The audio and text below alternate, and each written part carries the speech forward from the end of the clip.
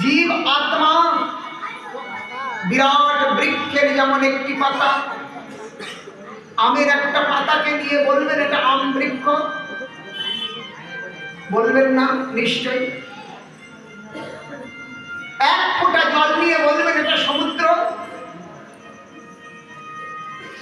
এক টুকরো পাথরকে নিয়ে বলবেন এটা হিমালয়?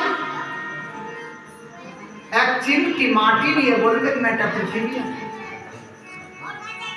যেমন এই বিরাট বৃক্ষের একটা পাতা, কোটি কোটি পাতা, তার মধ্যে একটা পাতা, তেমনি এই ভগবান বিভু চৈতন্য, তার অংশ কণ হলো অনু চৈতন্য জীব, জীবাত্মা।